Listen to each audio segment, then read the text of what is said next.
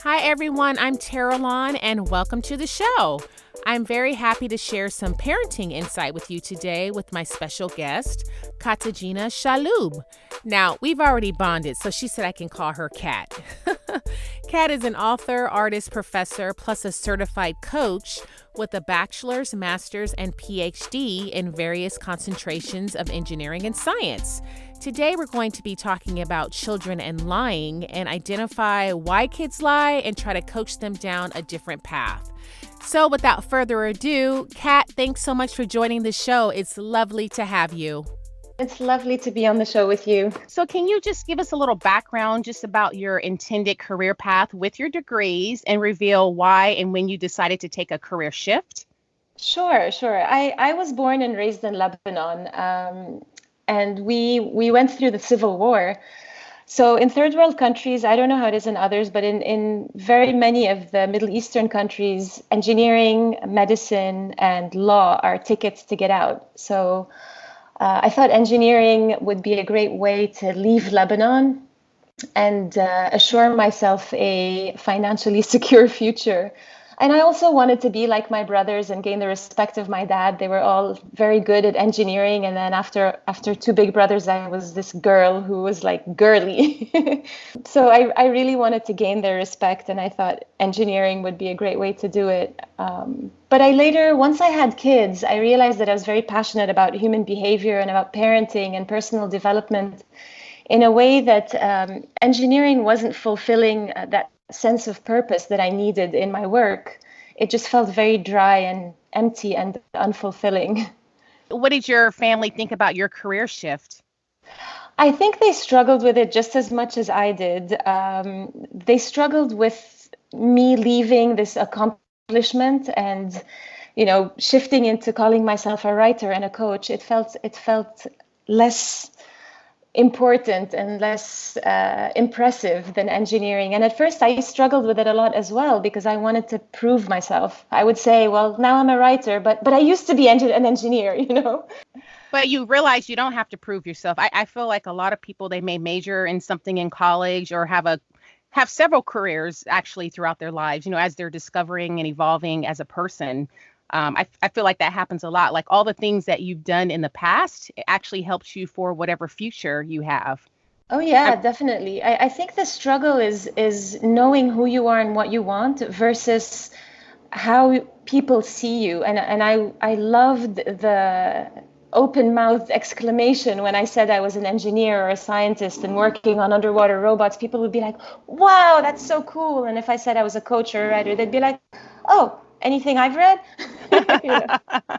Right.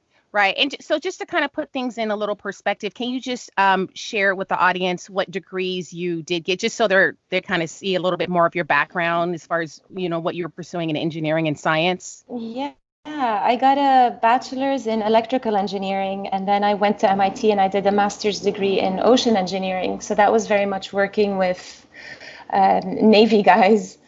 And then I did a PhD in environmental science, and that involved a lot of work with underwater robotics and going on ships with scientists and researchers, mostly men. So it was a place where I could prove myself to the whole world. So I'm sure, though, your background is helpful in your current career path. I mean, it seems like you're using like two sides of your brain.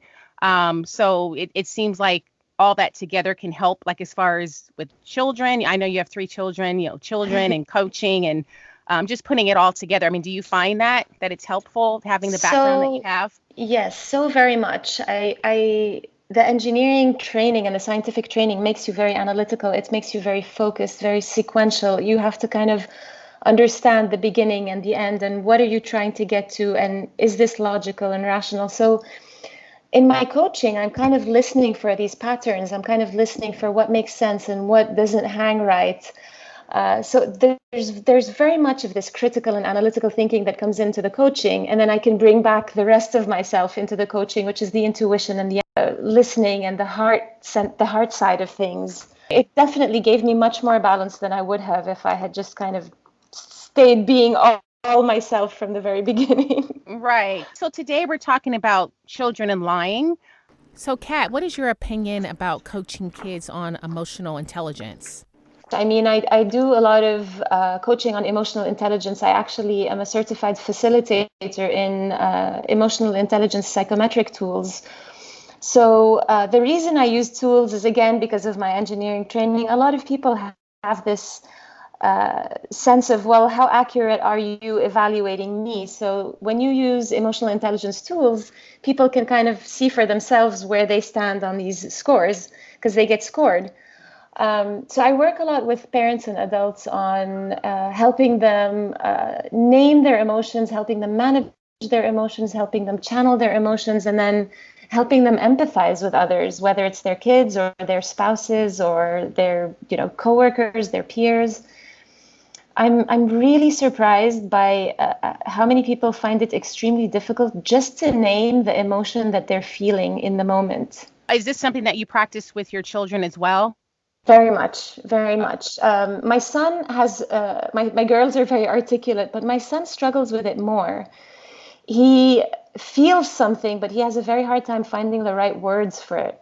So I have to help him naming the emotion. Like, are you frustrated? Are you angry? Are you sad? Are you excited? We work together on trying to find what he's feeling and put words to it. Okay, and how old are your children? So I have my little one is 5 in October. My son is 7.5. And then my eldest, the little one is a girl, and my eldest is also a girl. She's 9 in September, 9 going on like 15. Oh, right. Yes. Is she going to middle school or not yet? She's got another year, right? Before middle Yeah. school. Oh, right. Yeah. What are some fun things that you like to do with them? Each one of them has their thing. My eldest daughter loves to paint and make art. So we write stories together, we paint, and then we come up with stories of what she's painted. My son is more into building. So we build like outdoor stuff, houses, and we construct things with Legos. And the little one is still trying to find what she loves. She went through a building phase. Now she's going through a drawing phase. Well, you have experience in both the artistic side and the building side. So I think you're the perfect mother for them. Oh my God, I was just thinking about that the other day, that like how lucky I am to have actually been through the engineering side, because I tell my son, mommy used to be an engineer, and he's like, "What?" Oh, and you're an artist as well. Do you draw, or what's your artistic background? I paint. I actually just discovered that when I started coaching, I felt this overwhelming desire to draw and paint. Actually, it started with pregnancy. When I was pregnant with my eldest, there was this sudden overwhelming desire to be creative. And I hear that happens a lot with pregnant women. Yeah, I think I've heard that too, but I feel like even when I was pregnant, like the artistic side, like the crafts and everything, I never really had that personally, but I've heard that a lot, that when you're pregnant, that tends to come out. So again, today we're talking about children and lying, and that's frankly something that we're all guilty of. But let's just go with the basic question of, why do you think that kids lie? Well, I think they start lying because it's cool. It's like creative. They get a chance to tell stories. And I also think the bigger drivers are that they don't want to get in trouble. So it's easy to lie. Yeah. And they want to make us happy.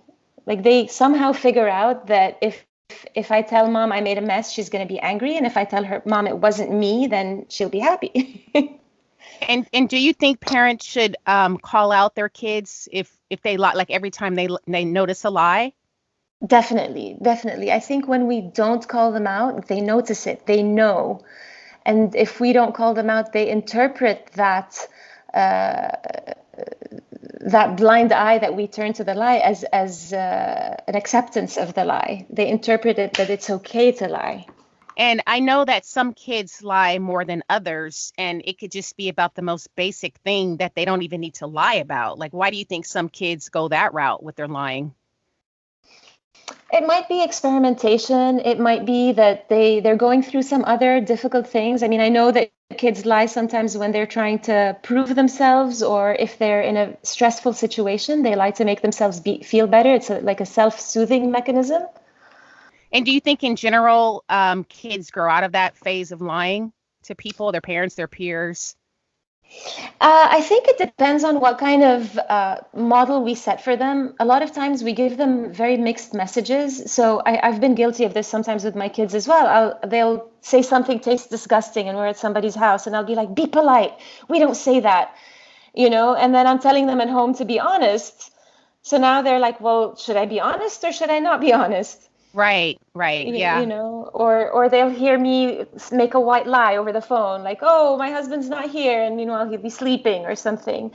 And they make their own interpretations of these things that they see, and they interpret that we're lying, when for us it's kind of the intention behind the lie is invisible to them. Yeah, it's good to model that honesty with them too.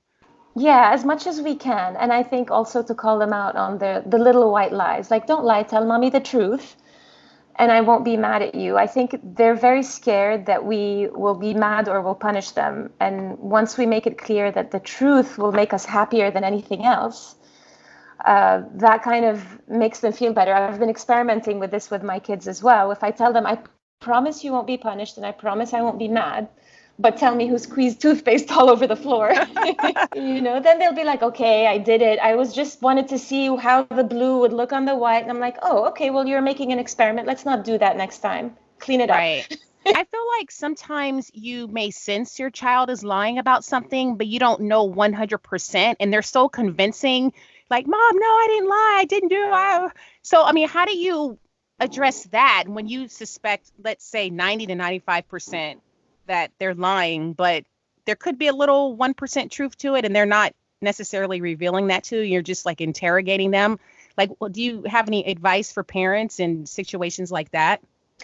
Yeah, I think you said the key word. As I think they will lie or they'll leave that space when they feel interrogated. I think it's really important that if we're angry, we give ourselves some space to calm down and keep it more as a conversation rather than an interrogation. And when we talk to kids, it's important that we kind of start on the same page as them. So listen, I know that this is kind of a scary thing, or you might be afraid that I'm going to punish you. I'm really upset that somebody broke the glass, but I promise I won't punish you. It's more important for me to know who broke the glass rather than why it's more important for me to know why the glass is broken rather than who broke it or whatever. I think it's important that we take that conversation rather than, did you do it? I know you're lying. Like if they feel they might get in trouble, then they will lie, and they'll do it very convincingly. And I think that goes back to the emotional intelligence piece, where you recognize whatever emotion they may be going through at the time, whether it's fear because they think they're going to get in trouble or whatever it may be, and then empathizing somehow with them in that situation. I felt like you kind of called out the emotion, and then you're putting yourself kind of in their shoes, saying, okay, you won't get in trouble. Like, you change your tone, you're being empathetic, and maybe they'll be more open to being honest with you if you take that approach. Yeah, I what I found in my coaching is what I've taken is a coaching program for parents. It's called Parentology.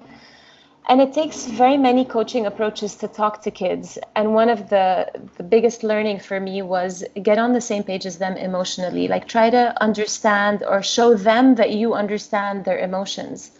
So you would start with something like, oh, I can see that you're scared, or I can see that you're nervous about this conversation. Don't worry. Like, those kinds of things where you attenuate and you create the space for them to actually have a safe, comfortable and honest conversation with you. And then, do you have any tips for parents just in general for raising honest children?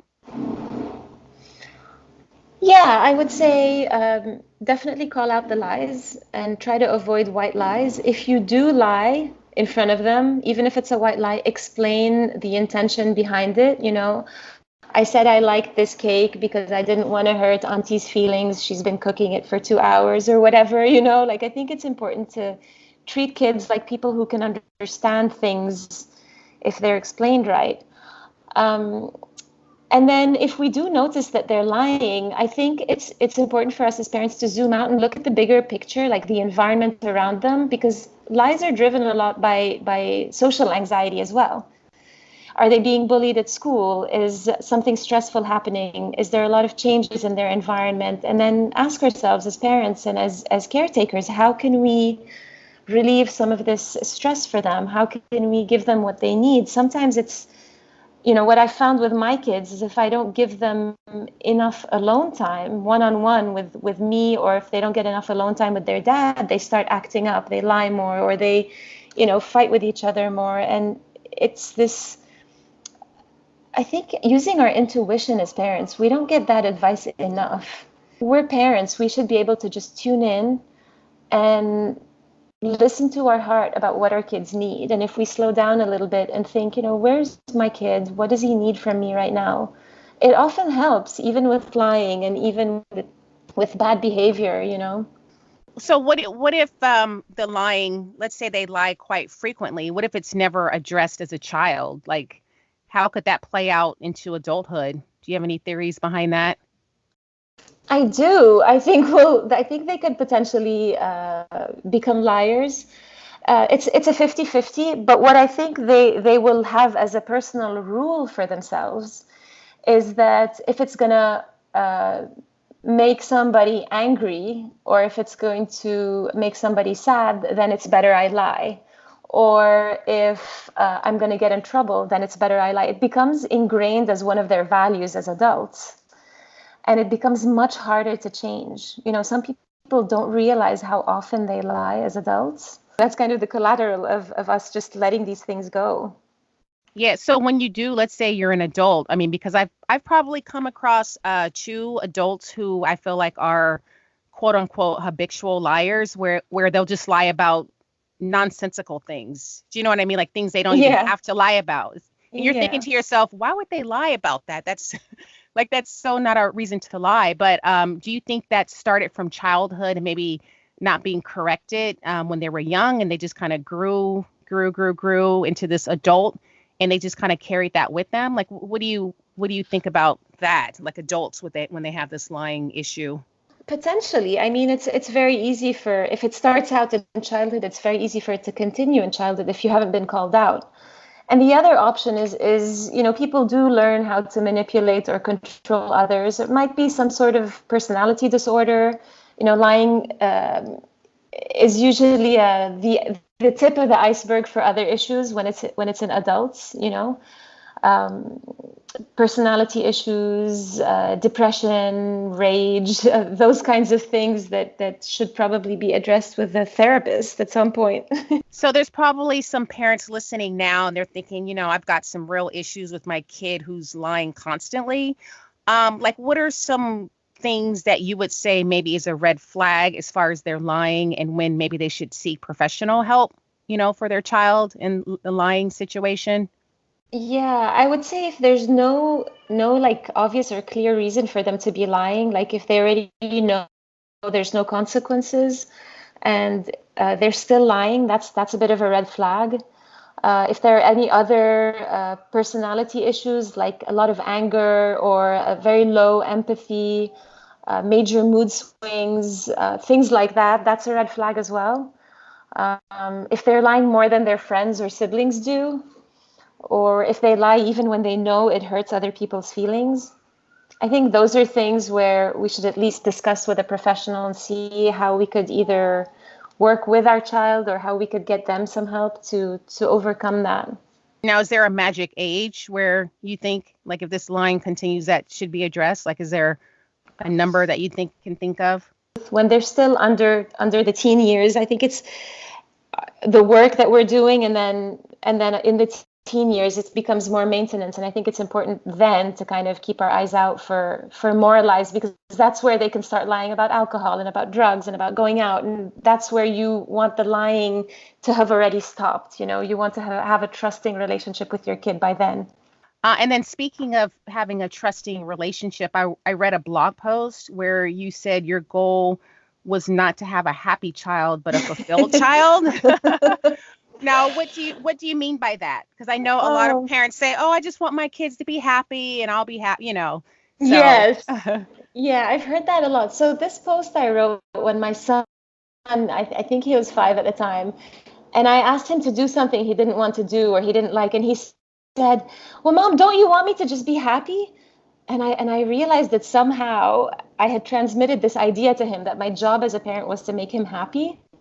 Mm. And I was almost outraged with myself because I had to clarify this. So I wrote the post to clarify it for myself.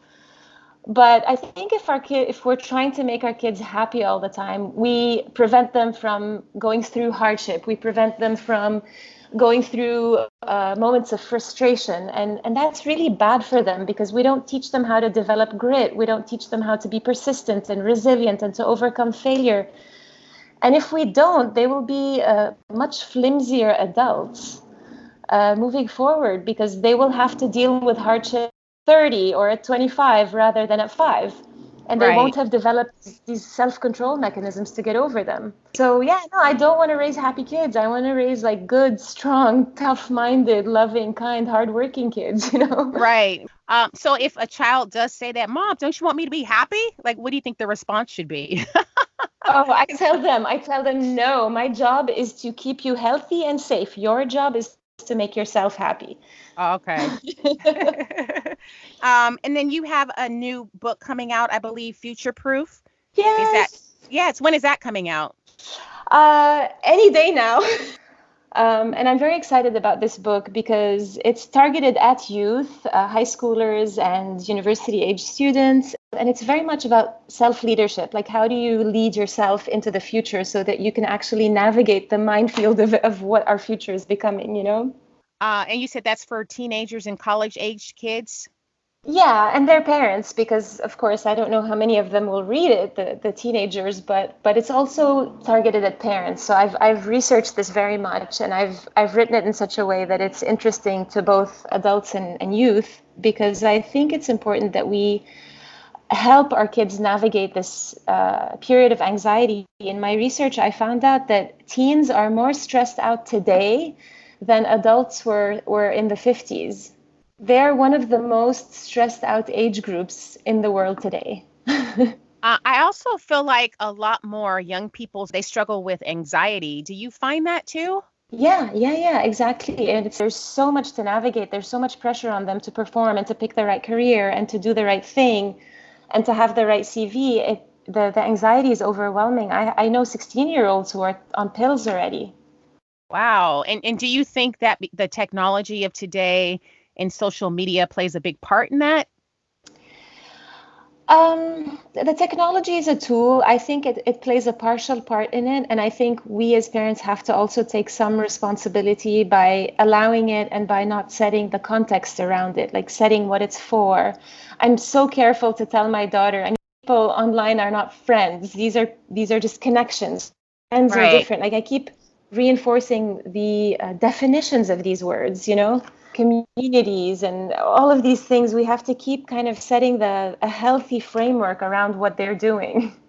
Yeah, and I feel like with the whole social media aspect, and I can just see how there could be pressure in that aspect as far as how many likes a teenager, like let's say they're on Facebook or Instagram and they're always looking at how many likes they're getting, and they're kind of adding value to themselves based on that because they're comparing that to their friends and how many likes maybe their friends are getting. So I feel like there's a lot of pressure in that respect too.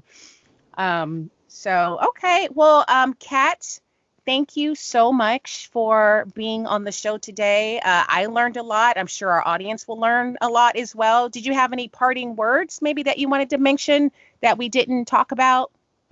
No, I was thrilled to be on the show with you, and I think the most important thing to remember is to trust ourselves as parents, because there's so many parenting books, there's so much advice out there. We sometimes forget that we have this innate ability to just know. So trust yourself before listening to anybody or anything else. That's what I would say. I love that. Thank you for that. And I'll take that to heart as well. Thank you. Yes. I like to read a lot of books too, so I appreciate you saying trust yourself. With that, again, thank you, Kat, and thank you for joining the show. Thank you, Caroline. It was a pleasure. For more on Katagyna Shalhoub, you can visit her at katshalhoub.com. Thanks for visiting Time Out with Tinseltown Mom. If you liked what you heard today, please be so kind and rate, review, and subscribe on iTunes or wherever you listen to podcasts. Until next time.